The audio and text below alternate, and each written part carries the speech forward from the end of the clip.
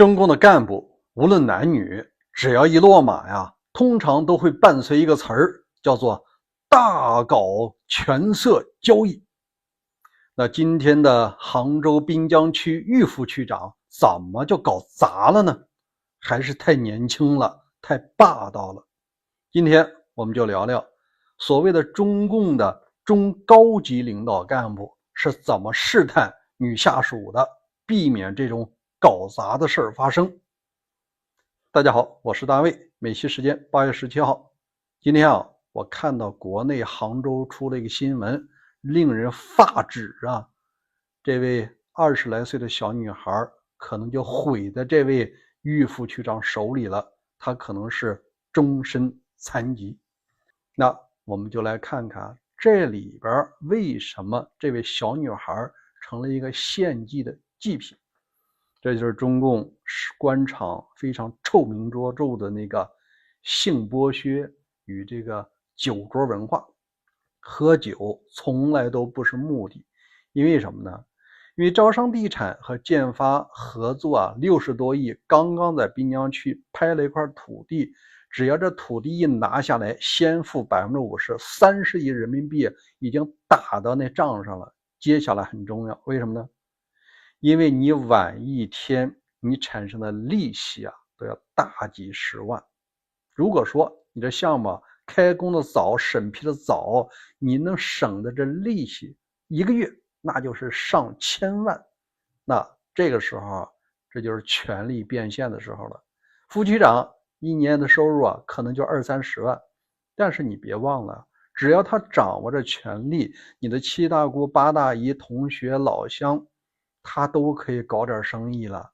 比方说你想审批快吧，可以我给你推荐一个朋友或者我的小老乡给你公司做个管理咨询，一年收个500万的咨询费，这不是合情合理吗？按照中国法律内，这个是都有合同都有发票你看这次的交往当中应该是一次勾兑，但是这位姓郁的副区长他大意了，肯定是喝高了。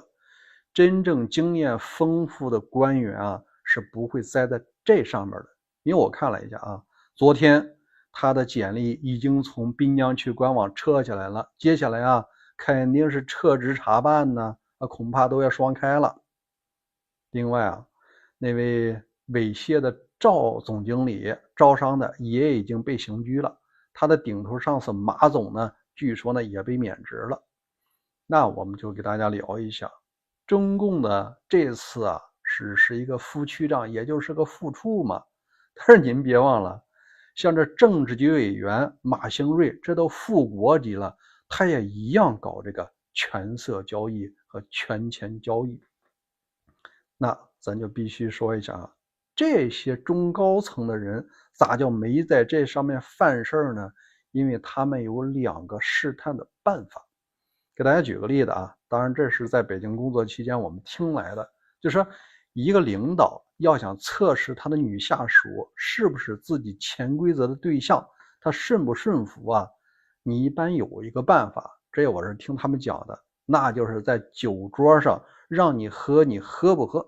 如果这位女下属呢她喝了，说明接下来你把她叫到那歌厅里去或者是叫到酒店里去开房间，大概率能够成。如果你让他喝，他不喝，行，他不是你的菜，他可能要么就是背后有人不吃你这一套。你作为新上来的官员你无论市长市委书记就要知趣儿，不是你所有的下属都会成为你潜规则对象的，你知道人家背后站着什么省里的人，中央有人呢。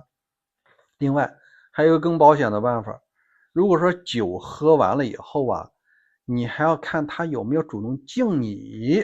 如果说这位女下属不光她喝了，她还来主动敬你，行了，这基本上就妥了。通常不会出现这种猥亵的半截人家反抗，通常不会出现这种事儿。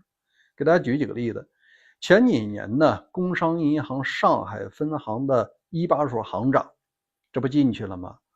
他就交代这个各支部所谓的分行营业部什么理财公司总经理，整个下属里边呢美女如云。好像这个比例能占到整个管理干部的1/3。他都说了，这些人啊都被他潜规则过。所以你看，有很多人啊岁数并不大，20-30岁，但是已经做到部门总经理和总监的位置上。他不一定呢是业务能力强，也有可能是什么，有的人他就主动搞权色交易了，只要能获得那个职位啊，他愿意做这方面的勾兑。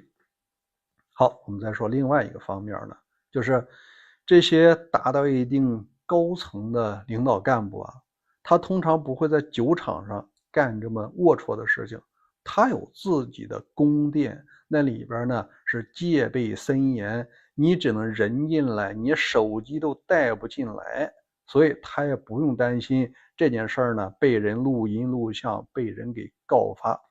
因为你出了这个门啊，你啥证据都没有。而这种安乐窝，像周永康啊，就在他政法委大楼里，他自己就有一个。另外呢，中石油大厦他也有一个自己的房间，就是第一，戒备森严，别人任何人不能进来，那里边电子信号都是屏蔽的，那就是他的安全岛，就是大搞权色交易的地方。你出了那个地方，你再告发，啥证据你都没有啊，你拿啥告发呢？但是啊，这是最高层的。当然根儿上那更多的是从毛泽东时期对女性他就不尊重。他在担任主席和这个党主席之间啊，自己的机要员啊，自己的列车员他还在搞呢。张玉凤不就跟让他肚子搞大了吗？你后边的那个邓，据说他也有一个自己的小护士啊。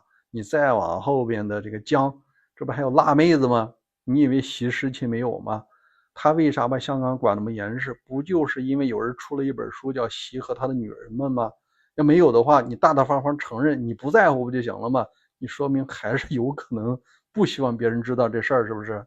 你连一把手都那么干，你下边的政治局委员、省长、市委书记，包括今天的副区长，他就一起干呢。他只要觉得这东西啊太正常了呀。的朋友啊可能不服，是吧？我要在那个位置上，我就能够管住自己。但我说呀，你拉倒吧，在那种环境中，你很难独善其身。你周围人都这么干，你上司、你下属、你同僚都这样干，你不这样干的话，你根本就升不上去。你装啥那个老实人呢？所以说啊，这本质上它就是一个大酱缸。你去了以后啊，一样没准搞他比他搞得更花花。好，欢迎关注大卫观点和大卫看世界两个频道，咱们经常都有更新。明天再会。